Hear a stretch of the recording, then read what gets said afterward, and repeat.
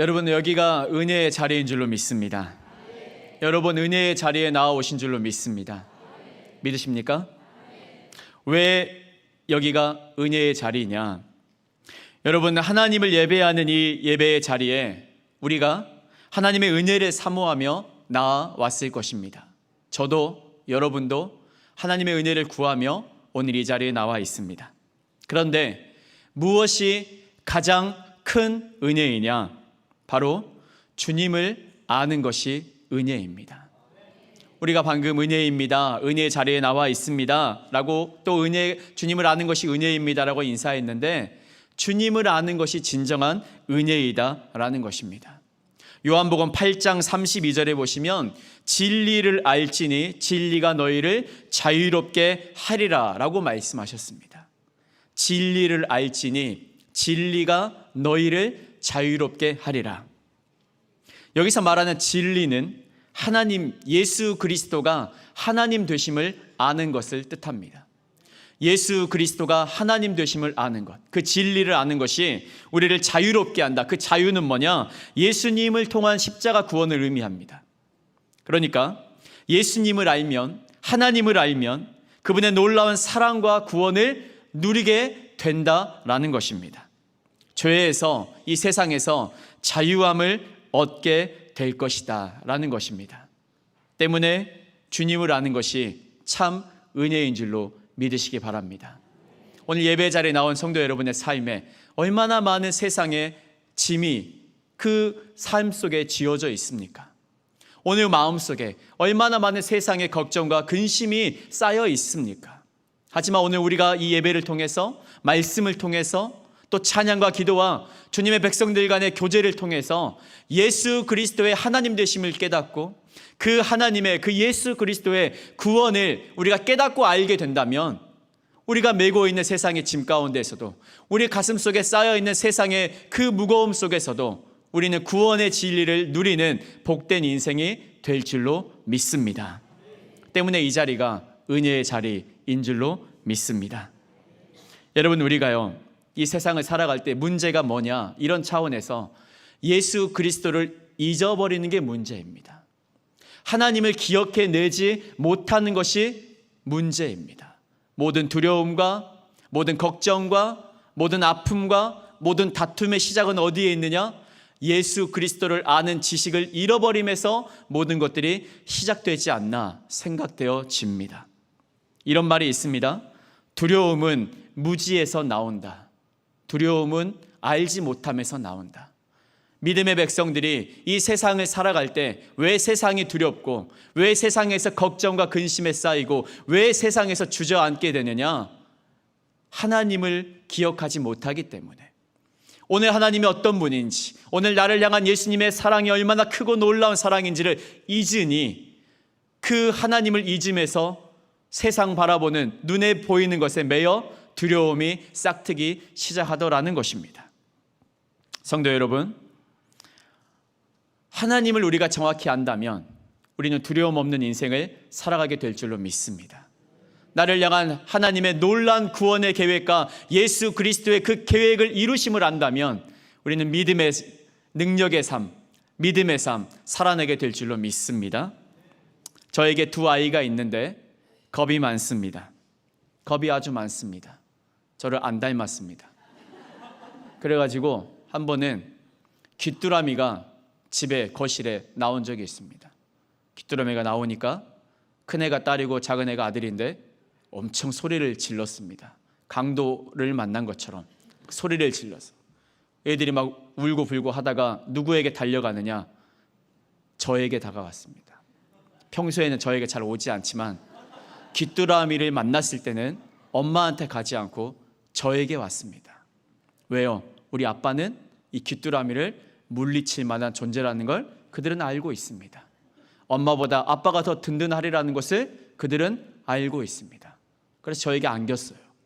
진리가 그들을 자유케 한 것입니다. 내 구원자가 누구인지, 내가 누구에게 이 삶의 문제를 가지고 나아가야 해결함 받는지를 아는 자들이었던 것입니다. 성도 여러분, 여러분의 삶에는 이런 존재가 있습니까?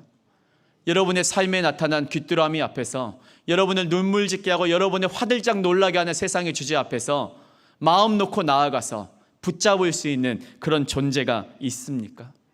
그리고 그런 존재가 있다면 우리는 어떤 삶을 이 세상에서 살아가야 하겠습니까? 오늘 말씀에서 그 답을 찾으려 합니다. 오늘 본문은요, 하루 종일 수많은 사람들 앞에서 하나님의 나라를 전하시고 이제 날이 저물어서 배를 타고 바다 건너로 넘어가시는 예수님과 제자들의 이야기가 기록되어 있습니다. 그 밤바다 가운데 하루 종일 말씀을 전하시고 이제 바다 건너, 갈릴리 호수겠죠? 그 호수 건너편으로 넘어가실 때 풍랑을 만났다는 이야기가 오늘 본문에 기록되어 있는데, 이 말씀을 통해서 나와 함께하는 분이 누구이신지, 그리고 나와 함께하는 이가 누구인지를 깨닫고 그렇기에 우리는 어떤 믿음의 삶을 살아내야 하는지를 오늘 말씀을 통해서 확인하겠습니다. 자, 이런 기대를 가지고 오늘 말씀을 함께 나눕니다. 첫 번째 포인트를요, 우리 같이 봉독하겠습니다. 첫 번째 포인트입니다. 시작. 그날 저편으로. 오늘 본문은요, 이렇게 시작합니다. 본문 35절을 같이 봉독하겠습니다. 35절입니다. 시작. 저물 때에 제자들에게 이르시되 우리가 저편으로 건너가자 하시니. 아멘. 예수님께서 그날 저물 때에, 그날 제자들에게 저 건너편으로 건너가자라고 말씀을 하십니다. 그날 저편으로 건너가고 있습니다. 그날은 무슨 날일까? 그날은 무슨 일이 있었던 날일까?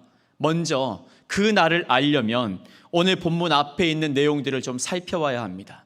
우리가 오늘 4장 35절에서 41절을 봉독했는데 4장 1절부터 34절, 우리가 봉독하지 않은 그 앞의 내용이 어떤 내용이었는지요, 함께 살펴보면서 그 날이 어떤 날인지 확인합니다. 본문 1절, 마가복음 4장 1절을 같이 봉독하겠습니다. 시작. 예수께서 다시 바닷가에서 가르치시니 큰 무리가 모여들거늘 예수께서 바다에 떠있는 배에 올라 앉으시고 온 무리를 바닷가 육지에 있더라. 아멘. 그 날은 어떤 날이냐? 바닷가에서 가르치셨던 날입니다. 큰 무리가 모여들어서 예수님의 말씀을 듣기 위해서 엄청 많은 무리가 몰려들어서 예수님의 배를 띄워서 그 배 위에 올라서서 무리들과 조금 거리를 두시고 하나님 나라 복음을 선포해야 할 정도로 많은 사람들이 예수님의 말씀을 듣기 위해서 찾아온 날입니다. 그리고 날이 저물 때까지 하나님의 나라를 선포하셨던 그런 날입니다. 지금 이때는요, 이미 예수님이 사역을 시작하셔서 병자들을 고치시고 또 바리새인들과 이런 논쟁도 벌이시면서 승리하시고 또 제자도 삼으시고 이미 예수님의 사역이 시작된 때, 이적을 이루신 때, 그래서 예수님에 대한 소문이 온 지역에 퍼져서 많은 사람들이 예수님의 말씀을 듣기 위해서 나아온 때였습니다. 그리고 오늘은 너무 많은 사람들이 와서 배를 띄워서 배 위에서 설교해야만 하실 정도로 많은 사람들이 와서 그렇게 설교하시고 날이 저물어 가는 때, 그때가 바로 오늘 말씀의 때입니다. 여러분, 하루 종일 설교를 하시고 하루 종일 말씀을 증거하시고 수많은 사람들 앞에서 소리쳐서 외치셨는데 예수님 피곤하시겠어요? 피곤치 않으시겠어요? 피곤하시겠죠? 여러분들 하루 종일 일하시고 오늘 휴일 아침, 주일 아침 일어나실 때 피곤하셨습니까? 피곤치 않으셨습니까? 피곤하셨다고요? 감사합니다. 저는 대답 잘 안 하면 제 마음대로 해석을 합니다. 예수님이 하루 종일 그렇게 말씀을 증거하시고 피곤하신 때가 오늘 말씀의 그 때입니다. 쉬고 싶으신 때입니다. 그런데 오늘 본문 35절을 보면 바로 그때 수많은 사람 앞에서 하루 종일 말씀을 증거하시고 피곤하실 터인데 예수님의 수발을 들기 위해서 함께했던 제자들도 예수님의 그 사역을 돕기 위해서 하루 종일 지쳐 있을 그때인데, 그런데 예수님이 그 제자들을 향해서 뭐라고 말씀하시느냐? 우리가 저편으로 가자라고 말씀하세요. 피곤하고 지친 때인데 날이 그렇게 저물어 가기 때문에 그대로 하루 일과를 마치는 게 더 자연스러운 때인데 날이 그대로 저물고 하루를 열심히 살았기 때문에 그대로 쉼을 얻는 게 더 자연스러운 때인데 예수님은 저편으로 나아가자라고 제자들에게 말씀하십니다. 그렇다면 지금 예수님이 나아가고자 하는 저편은 또 어떤 곳일까? 저편을 확인합니다. 저편은 갈릴리 호수 저편, 어디냐? 이어지는 말씀 마가복음 5장을 보면 그 동네가 예수님이 나아가고자 하는 저편이 어디인지를 확인하게 되는데 그것은 바로 거라사 지방입니다. 예수님 배를 타시고 제자들과 함께 5장에 가면 거라사 지방으로 나아가게 됩니다. 그런데 거라사 지방은 이스라엘 경계를 넘어서는 땅입니다. 무슨 말씀이냐? 이방 땅을 의미하는 것입니다. 이 지역은 헬라인들과 이방인들이 많이 거주하는 지역이기 때문에 유대인들에게는 낯선 곳이고 또 잘 상종하지 않는 동네였습니다. 유대인들이 굉장히 배타적인 거 아시죠? 우리만 하나님의 선택받은 선민이고 사마리아인들을 사람 취급하지 않는 그런 것처럼 굉장히 배타적인데, 그래서 거라사 지방 역시 낯설고 잘 상종하지 않는 이방 땅인데, 그런데 예수님께서 저편 그 거라사 지방으로 나아가자 말씀하십니다. 여러분, 이게 무슨 의미이냐면 제자들 입장에서 예수님이 움직이시면 제자들이 12명의 최소한 세트로 같이 움직이는 겁니다. 제자들의 입장에서 굳이 오늘 하루 종일 수고하고 해가 저물어가고 쉬고 싶고 잠자고 싶은 이때에 꼭 저편으로 나아갈 이유가 없습니다. 더군다나 그 저편은 이방의 땅입니다. 우리의 관심사도 아니고 우리에게 익숙한 곳도 아닙니다. 우리가 좋아할 만한 곳, 우리가 사랑할 만한 곳도 아닙니다. 갈 형편도 아니었고 또 가야 될 곳도 아니고 이미 지금은 지치고 피곤한 때입니다. 다시 말하면 제자들은 예수님과 함께 그날 저편으로 가고 싶지 않았을 것입니다. 1차적으로 피곤한 때였고 또한 그곳은 2차적으로 유대 땅이 아니었기 때문입니다. 그런데 주님은 그곳으로 나아가자라고 말씀하고 있습니다. 어쩌면 오늘 이 자리에 나오신 성도 여러분 가운데에도 그날 저편으로 나아오신 분들이 계실지 모르겠습니다. 한 주간의 피로와 한 주간의 삶의 무게 때문에 오늘 좀 쉬고 싶은데 누군가에 이끌려서 누군가의 손이 붙잡아서 하는 수 없이 이 자리까지 나아오신 분이 계실지 모르겠습니다. 그런 분들에게 더 큰 은혜가 있기를 축복합니다. 그러면 그날 저편으로 나아가자라고 주님이 말씀하실 때 제자들의 반응은 어떠했을까? 오늘 피곤합니다. 오늘 쉬고 싶습니다. 거라사 지방은 더욱더 우리가 갈 만한 곳이 아닙니다. 이런 형편에 놓여있던 제자들이 어떤 반응을 보였느냐? 오늘 본문 36절입니다. 제자들의 반응을 확인합니다. 시작.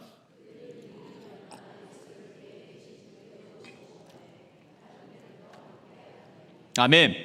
예수를 배에 계신 그대로 모시고 저편으로 건너갔다라는 것입니다. 오늘 예수님의 제자들은 피곤해서 못 가겠습니다. 예수님, 그 거라사 지방, 그 이방 땅에는 오늘 우리가 갈 수 없습니다. 잠자고 내일 가시죠 라고 말하지 않고 예수님의 말씀이 떨어지자 그대로 예수님이 배에서 설교하시던 그 모습 그대로 예수님이 모시고 배를 몰아서 저편으로 나아가고 있는 모습을, 순종의 모습을 우리에게 보여주고 계십니다. 자, 그러면 이제 문제는 그 다음입니다. 그렇게 제자들이 예수님을 따랐습니다. 그러면 이어지는 이야기가 어떻게 풀려가야 하겠습니까? 오늘 말씀의 두 번째 포인트입니다. 같이 한번 봉독해 보겠습니다. 시작. 찾아온 풍랑입니다. 여러분, 주님 따름의 결과, 찾아온 풍랑. 제자들은 주님을 따를 만한 형편이 아니었지만 주님이 가시자 하니 주님을 따랐습니다. 여러분, 그렇게 내 형편보다 주님의 말씀을 더 우선시하면서 주님을 따를 때 그 제자들의 마음속에 나름 기대하는 바가 있지 않겠습니까? 성도 여러분들, 예배의 자리에 나아올 때, 기도의 자리에 나아갈 때, 하나님을 섬기는 자리에 나아갈 때 그 마음속 깊은 곳에 나름 기대하는 바가 있지 않습니까? 내가 주님을 고백함으로, 내가 주님 앞으로 나아가는 중에, 내가 주님의 인도함을 받는 중에, 내가 주님의 길을 따라 걷는 중에 이런 주님의 역사하심이 있으면 좋겠다, 그런 기대가 있지 않겠느냐라는 것입니다. 더군다나 오늘 우리 제자들, 그들이요 갈만한 형편이 아니었잖아요. 그들이 예수님을 따를 만한 날이 아니었잖아요. 예수님이 그날 저편으로 가자라고 했는데 그날은 지치고 피곤한 날이었잖아요. 그날은 좀 쉬고 싶은 날이었잖아요. 그리고 예수님이 가자고 말씀하시는 저편은 우리와 익숙치 않은 곳이고 우리가 좋아할 만한 곳이 아니었잖아요. 그러나 그런 모든 이유를 뒤로 한 채 하나님의 말씀에 순종해서 나아갈 때 분명 기대하는 바가 있었을 것입니다. 오늘 우리도 그런 모습이 있을 것입니다. 하나님, 내가 이런 형편에서, 하나님 내가 이런 상황에서, 하나님 내가 이런 아픔을 뒤로 한 채 주님의 전으로 나아갑니다, 주님의 말씀 앞으로 나아갑니다 하는 그 순간순간에 우리도 주님을 향해서 갖는 기대들이 분명 있을 것입니다. 내가 내 삶의 주장을 내려놓습니다. 내가 이 세상의 소리를 내려놓습니다. 내가 내 형편과 처지와 내 감정을 내려놓고 주님을 쫓습니다 할 때 그 기대가 분명 있습니다. 그런데요, 그렇게 자신의 형편과 상황과 모든 여건들을 내려놓고 주님을 쫓았던 그 제자들에게 어떤 삶이 펼쳐지느냐, 주님의 말씀에 순종하는 인생에 어떤 인생이 펼쳐지느냐, 이어지는 본문 37절을 같이 확인하겠습니다. 37절 봉독합니다. 시작. 큰 광풍이 일어나며 물결이 배에 부딪혀 들어와 배에 가득하게 되었더라. 아멘. 큰 광풍이 일어나며 물결이 배에 부딪혀 들어와 배에 가득하게 되었다라고 성경이 기록하고 있습니다. 배를 타고 예수님이 가자는 곳으로 나아가는 그들에게 큰 바람이 불어옵니다. 바람에 풍랑이 일어납니다. 풍랑에 물결이 일어납니다. 그 물결이 배를 덮치기 시작합니다. 바람이 불고 배가 흔들리고 물결이 일더니 급기야 배가 뒤집힐 지경에 이르게 됩니다. 여러분, 이게 무엇입니까? 죽음의 위기가 찾아온 것입니다. 나를 버리고 내 주장을 버리고 내 환경을 버리고 주님을 따랐는데, 내 형편과 처지를 뒤로 한 채 예배의 자리로 나아갔는데, 내 감정과 내 경험과 세상의 상식과 이치를 뒤로 한 채 하나님을 섬기는 자리로 나아갔는데, 그런데 정말 죽음의 위기가 찾아오고 만 것입니다. 풍랑이 그들을 맞이합니다. 그들이 기대한 인생과는 전혀 다른 인생이 그들 앞에 펼쳐지고 말았습니다. 꽃길을 기대했지만 꽃은커녕 죽음의 위기가 오늘 제자들에게 찾아오게 된 것입니다. 여러분, 제가 알던 한 목사님이 계십니다. 그 목사님이요, 일찍이 목회 현장에 들어가서 교회를 개척하고 또 열심히 목회를 하면서 큰 교회는 아니었지만 작은 교회들을 성실하게 섬기면서 그렇게 살아오셨던 목사님이었습니다. 그 목사님이 40대 중반쯤 되었을 때 내가 마지막 하나님이 나를 부르시는 곳으로, 하나님이 나를 세우시는 곳으로 나아가야겠다, 내가 안정되고 이렇게 평안한 삶을 뒤로 한 채 한 번 더 하나님의 나라를 위해서 수고하고 헌신해야겠다, 주님의 말씀을 쫓아서 교회를 개척했습니다. 여러분, 그 교회를 개척할 때 그 목사님의 기대하는 바가 있었겠습니까? 없었겠습니까? 있었겠죠. 크게 빨리 하나님의 은혜로 부흥이 되어서 하나님의 나라를 확장시키고 많은 영혼을 구원하는 그런 삶이, 그런 교회가 되기를 기대하고 소망하면서 교회를 개척하지 않았겠습니까? 그래서 온 가족이 똘똘 뭉쳐서 열심히 교회를 세워가고 교회를 섬겨갔습니다. 그러면 그 목사님의 목회 현장이 좀 평탄하고 좀 아름답고 좀 소개할 만한, 자랑할 만한 그런 길이 되어야만 했을 텐데, 그런데 그 목사님 어려움을 겪게 됩니다. 많은 어려움을 겪게 됩니다. 교회를 개척한 이후에 많은 고통과 아픔의 시간들이 찾아옵니다. 결국에는 목회를 잠시 내려놓고 쉬어야만 하는 자리까지 떨어지게 됩니다. 그래서 개척교회를 내려놓고 본인께서는 저기 다른 나라로 선교사로 나아가게 되고 사랑하는 아내, 사랑하는 딸, 사랑하는 아들과는 잠시 작별해야 하는 그런 상황까지 놓이게 되었습니다. 그런 목사님의 이야기를 제가 들었는데 뒤에서 좀 더 이야기를 해드리겠습니다. 여러분, 무엇을 말씀드리는 겁니까? 내 형편과 상황과 내 안정적인 삶을 내려놓고 주님을 쫓아서 그때 피곤하고 지쳐있는 때 하나님이 예수님이 가자고 하시는 저편 가지 않아도 될 곳으로 나아갔는데 그 삶에 어려움이 찾아오더라는 거예요. 여러분, 이것은 비단 오늘 예수님의 제자들 뿐만 아니라 비단 제가 방금 소개해드린 그 개척한 목사님 뿐만 아니라 오늘 저와 여러분의 이야기이지 않느냐라는 것입니다. 제자들이 주님을 따랐습니다. 주님이 가자고 하실 때 내일 갑시다 하지 않았습니다. 거라사는 우리가 상종하는 곳이 아닙니다 라고 불평하지도 않았습니다. 불순종하다 맞이한 풍랑이 아닙니다. 하나님 말씀에 순종하다가 맞이한 풍랑이었다라는 것입니다. 가자고 하실 때 내 삶을 내려놓고 나아가다가 맞이한 풍랑, 무엇을 말씀드리느냐? 오늘 우리가 걷는 믿음의 여정도 어쩌면 이러할 수 있다라는 것입니다. 여러분, 주님 앞에 나아올 때, 주님이 예배하는 삶을 살아갈 때, 말씀을 주인 삼아 살아갈 때 우리도 기대하는 바가 있습니다. 하나님, 기도하고 시작했으니 이 일이 하나님의 은혜로 형통키를 원합니다. 하나님, 기도하고 시작했으니 이 일이 하나님의 은혜를 덧입어서 하나님의 피로를 채워주셔서 하나님의 살아계심을 경험하는 그런 복된 삶이 되기를 원합니다. 그런 기대를 가지고 우리가 주님을 쫓지만 그렇지 못할 때가 또한 있다라는 것입니다. 눈물 흘리는 날이 있고 가슴 아파하는 날이 있고 그리고 숨죽여 눈물 흘리고 애통해야만 하는 날들이 풍랑이 우리 믿음의 여정에도 존재하더라는 것입니다. 여러분, 이미 주님을 따르다가 이미 몇 번의 풍랑을 경험해 보신 분들도 이 자리에 계시지 않습니까? 우리 중에 누군가는 이 예배 마치고 돌아가는 그 삶이 풍랑의 현장인 분들도 계실지 모릅니다. 우린 이 지점에서요, 주님을 따름이란 과연 무엇인가를 다시 한번 생각해 봐야 합니다.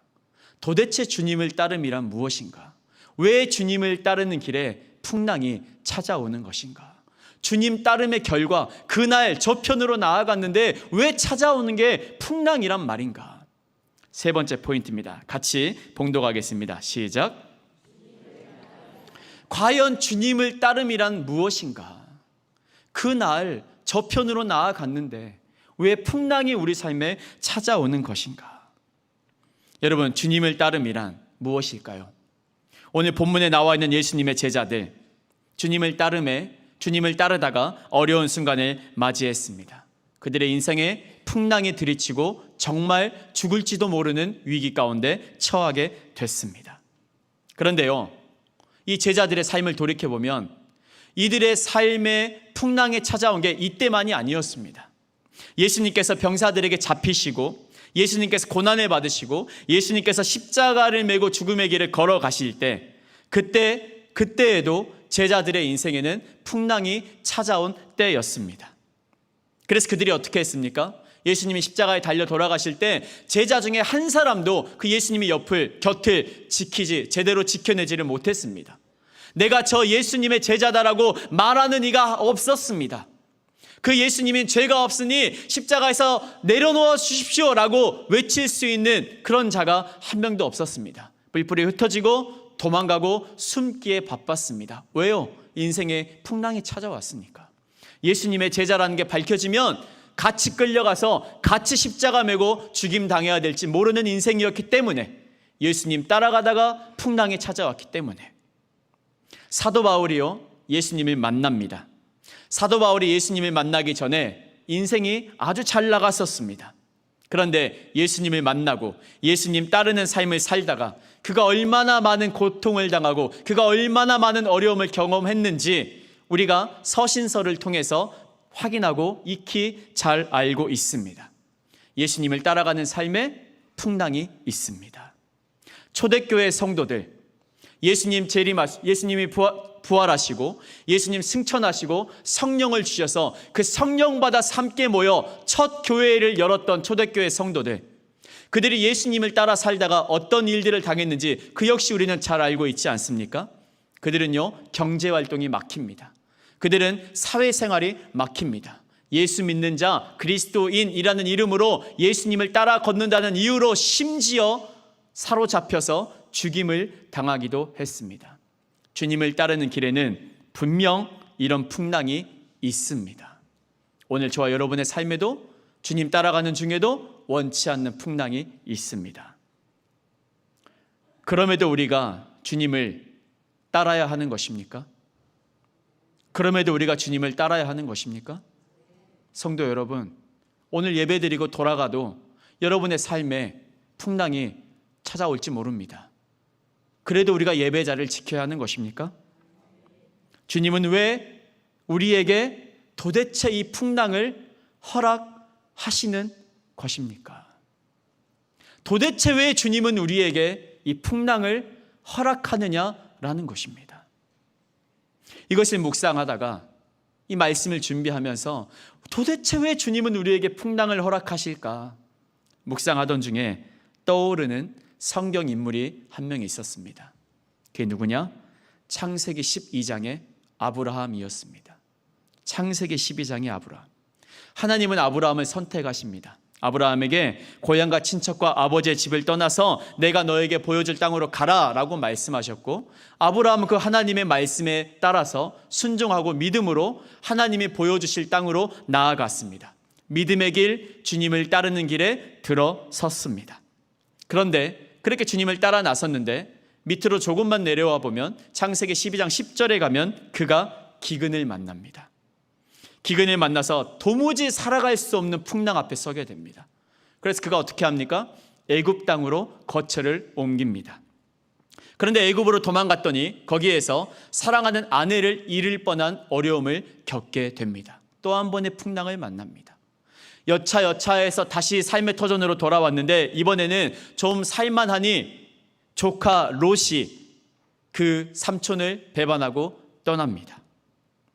또 자식이 없어 마음고생하고 있을 때 주님이 자식을 주시겠다고 약속했지만 그 하나님의 약속을 믿지 못한 채 아내의 여종 하갈과 관계를 맺고 이스마엘을 낳게 됩니다. 그런 풍랑의 시간들을 계속해서 살아내게 됩니다. 왜요? 창세기 12장 1절에서 주님 따라 나섰다가 풍랑 맞는 삶을 계속해서 살아냅니다. 그러다가 결국 100세의 아들 이삭을 얻습니다. 그런데 우리가 아는 대로 창세기 22장에 가면 그 아들 이삭을 하나님은 제물로 요구하십니다. 하나님을 따라 살아온 아브라함의 삶에 이때까지도 이런저런 풍랑이 닥쳐왔었지만 진짜 이번에는 정말 큰 풍랑이, 정말 죽음과 같은 풍랑이 닥쳐온 것입니다. 100살에 얻은 너무나도 귀한, 내 생명보다도 귀한 그 아들을 하나님께 바치라 요구하신 것입니다. 그 풍랑 앞에서 아브라함이 어떻게 합니까? 이삭을 하나님께 바칩니다. 자신의 전부인 아들 이삭을 하나님께 바치며 그 풍랑의 시간을 이겨나가려 합니다. 바로 그때 하나님께서 하신 말씀이 있습니다. 그 말씀 함께 확인하겠습니다. 창세기 22장 12절입니다. 같이 봉독합니다. 시작. 아무 일도 하지 말라. 내가 내 아들 내 독자까지도 내게 아끼지 아니하였으니 내가 이제야 내 하나님을 경외하는 줄을 아노라. 아멘. 하나님께서요, 내 독자 이삭을 바치라는 풍랑을 허락하시고 그 풍랑 앞에서도 하나님의 뜻대로 독자 이삭을 하나님께 내어드리려고 했던 그 아브라함의 모습을 보시면서 하나님 뭐라고 말씀하시느냐? 내가 이제야 네가 하나님을 경외하는 줄을 알겠다라고 말씀하셨어요.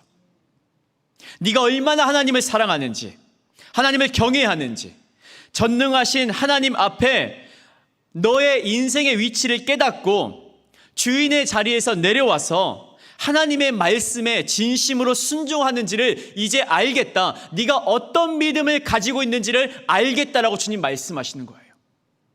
독자 이삭을 내어놓으라는 그 인생의 그 긴박한 풍랑 앞에서 네가 그 풍랑의 길을 어떻게 건너가는지를 보면서 너가 어떤 믿음을 가지고 있고 너와 하나님과의 관계가 어떠한지를 너가 정말 주인 삼고 살아가는 것이 이 세상인지 아니면 하나님의 말씀인지가 확인되어졌다라고 주님이 말씀하십니다. 좀 길어졌지만 이 사건의 시작을 한 번 더 확인합니다. 이 사건의 시작, 아브라함에게 이삭을 바치라고 할 때 하나님께서 어떤 말씀을 주셨는지 창세기 22장 1절 말씀 같이 봉독하겠습니다. 시작. 아브라함 하시니 그가 이르되 내가 여기 있나이다. 아멘. 하나님이 아브라함을 시험하려고 그를 불렀다라고 말씀하세요. 우리가 너무나 잘 알고 있죠. 여기서 말하는 시험, 하나님이 아브라함을 시험하는 것은 유혹, 망하게 하려는 시험이 아닙니다. 유혹에 빠져서, 미혹에 빠져서 멸망의 길로 가라는 시험이 아닙니다. 너가 얼마나 하나님을 사랑하는지를 드러내고 너가 얼마나 하나님을 향한 믿음을 가지고 있는지를 입증하라는 그런 테스트 성격의 시험이었습니다. 여러분, 이 사건, 아브라함에게 이삭을 바치라고 하는 이 사건의 핵심은 뭐냐? 내 믿음이 증명되어지는 시간이었다라는 것입니다. 무엇을 말씀드립니까? 성도 여러분, 잘 기억하시기 바랍니다. 주님을 따르면은 풍랑이 있습니다. 이 풍랑은 무엇이냐? 이 풍랑을 왜 허락하시는가? 오늘 저와 여러분의 삶에 왜 풍랑을 허락하시는가? 그 시간을 통해서 우리의 믿음이 입증되어지기를 주님은 기대하고 있다라는 것입니다. 여러분의 삶에 풍랑이 찾아오신다면, 여러분의 삶에, 여러분의 인생의 배를 뒤흔드는 풍랑이, 물결이, 그 거친 바람이 보여지신다면 여러분, 이 말씀으로 힘을 얻으시길 바랍니다. 이 풍랑의 시간을 통해서 내가 하나님을 어떻게 고백하는지가 증명되어지는 시간이 되는 것입니다. 이 풍랑의 시간을 통해서 내 인생의 주인이 누구인지가 분명하게 선포되어지는 시간이 되는 것입니다. 주님이 믿음의 백성들에게 풍랑을 허락하시는 이유는 그 풍랑의 시간을 통해 네 믿음이 고백되어지기를 원한다라는 것입니다. 풍랑 가운데에서 우리가 온전한 믿음을 고백하는가, 그렇지 않는가, 이것을 통해서 주님 보시기에 참 믿음인지 그렇지 않은지가 드러나게 되는 것입니다. 내가 정말 주님을 따르는 자인지 아니면 그렇지 않은지가 드러나게 되는 것입니다. 풍랑이 있어야 내가 누구를 따르고 있는지가 드러나게 되는 것입니다. 성도 여러분, 여러분 삶에 있는 풍랑을 여러분 저주의 시각으로 바라보지 않기를 축복합니다. 여러분 삶에 있는 풍랑을 하나님의 시각으로 바라볼 수 있기를 축복합니다. 그 풍랑을 통해서 내 인생의 배를 뒤흔드는 그 물결을 통해서 하나님이 나의 주인 되심이 고백되어진다면 진리가 우리를 자유케 할 줄로 믿습니다. 정리합니다. 주님 따름에는 풍랑이 있습니다. 그리고 이 풍랑은 우리에게 진정한 믿음을 요구하고 있더라는 것입니다. 진짜 믿음을 고백해내라는 하나님의 사인의 시간이더라라는 것입니다. 이 정리는요, 설교 전체의 정리가 아니라 여기까지 정리입니다. 네 번째 포인트가 있습니다. 같이 한번 봉독하겠습니다. 시작. 성도 여러분, 믿음의 삶에는, 주님을 따르면은 풍랑이 있고 그 풍랑의 시간은 나로 하여금 내 믿음이 무엇인지를, 내 주인이 누구인지를 고백해내는 믿음이 증명되어지는 시간이라고 말씀드렸습니다. 이 말씀을 통해서 주님이 오늘 2024년을 살아가는 저와 여러분에게 하시고자 하는 게 무엇일까요? 우리에게 도전을 주고 있는 것입니다. 우리 믿음의 여정에, 우리 믿음의 삶을 살아가는 저와 여러분에게, 오늘 이 시대를 살아가는 저와 여러분에게 믿음의 도전을 주고 있는 것입니다. 다시 본문을 봅니다. 풍랑이 일어난 배 안은 난리가 났습니다. 제자들은 죽겠다 서로 뒤엉켜서 정말로 죽을 것만 같아서 정신을 못 차리고 그 배에서 허둥지둥하고 있습니다. 그때 예수님께서는 주무시고 계셨는데 잠에서 깨어 풍랑을 잠잠케 하셨습니다. 그리고 주님께서 제자들에게 하신 말씀이 바로 40절 말씀, 같이 봉독합니다. 본문 40절 시작. 너희가 어찌 믿음이 없느냐 하시니, 너희가 어찌 믿음이 없느냐 하시니, 다른 본문을 보면, 다른 해석을 보면 너희가 어찌 아직까지도 믿음이 없느냐라고 주님이 말씀하십니다. 풍랑 앞에 떨고 있는 제자들에게 예수님께서 하시는 말씀은 왜 너희가 아직도 믿음이 없는 거냐? 바람이 불고요, 풍랑이 일어나고 파도가 배를 삼킵니다. 배 안에 물이 가득 차고 이대로 가다간 딱 죽게 생겼습니다. 여러분, 두려워하는 게 정상 아닙니까? 두려울 수 있습니다. 그런데 제자들의 두려워하는 그 모습에 주님은 그들의 믿음 없음을 책망하셨습니다. 무슨 의미입니까? 풍랑 중에 왜 믿음을 고백해내지 못했냐를 말씀하시는 거예요. 그 풍랑의 시간은 너의 믿음이 증명되어지는 시간일진데 왜 그 풍랑 앞에서 믿음을 고백해내지 못했느냐라는 주님의 책망입니다. 풍랑은 제자들의 믿음이 드러날 시간이었다라는 것입니다. 그런데 왜 그걸 못하고 있느냐? 주님이 말씀하는 겁니다. 다시 말씀드리면 너희 지금 누구를 따르고 있니? 제자들아, 너희 지금 누구를 따르고 있니? 너희와 함께하는 이 예수님에 대한 믿음을 왜 고백해내지 못하는 것이니? 풍랑에 치면 죽게 생겼으면 너희가 믿는 그 주님 앞으로 나아가야 하는 것 아니겠니? 거실에 귀뚜라미가 나오면 네가 믿는 그 아버지 품으로 달려가야 하는 것 아니겠니? 라고 주님이 말씀하고 있는 것입니다. 너희가 정말 예수님을 따르는 자들이라면, 너희가 정말 예수 그리스도를 생명의 주인으로 고백하는 자라면 예수 따르는 중에 만난 그 풍랑 가운데서 예수님을 의지해야지, 예수님을 붙잡아야지, 생명의 주인을 그때 고백해내야지 왜 두려워하고 믿음 없는 모습을 드러내고 있니? 라고 말씀하는 겁니다. 제가 앞에서 개척한 목사님 소개해 드렸잖아요. 하나님의 인도하심을 기대하고 그 40대 젊은 목사님이 아내와 딸과 아들을 데리고 개척했다가 어려운 길을 걷고 목회를 내려놔야 하고 선교사로 나아가고 가족은 뿔뿔이 흩어지는 그 시간을 사셨습니다. 그리고 어떻게 됐을까요? 그리고 어떻게 됐겠습니까? 다시 하나님이 회복케 하신 줄로 믿습니다. 그 회복된 그 집안의 아들이 여기 서 있습니다. 성도 여러분, 주님이 오늘 우리에게 주시는 도전이 무엇입니까? 풍랑 속에서 믿음을 고백해내라. 풍랑 속에서 믿음을 고백해내라. 그러면 하나님이 그 풍랑의 시간을 통해서 우리의 믿음을 더욱더 단단하게 세워가실 줄로 믿습니다. 저는요, 웬만한 일에 흔들리지 않을 것만 같습니다. 저희 아버지가 걸어가셨던 그 길을 함께 걸어왔기 때문에 웬만한 세상의 주제에 흔들리지 않을 것만 같은 그런 믿음이 있습니다. 바닥까지 떨어뜨리셨다가 다시 강단의 자리까지 세우시는 저희 아버지도 목회하고 계십니다. 그런 하나님을 경험했기 때문에 그 풍랑에서 믿음을 고백해낼 때 하나님이 어떻게 들어쓰시는지를 경험했기 때문에 말씀에서 확인시켜 주시기 때문에 흔들리지 않을 것 같습니다. 성도 여러분, 풍랑 속에서 믿음을 고백해낼 때 우리의 믿음은 단단해질 줄로 믿습니다. 이게 우리를 향한 주님의 도전입니다. 풍랑 속에서 주님을 고백하십시오.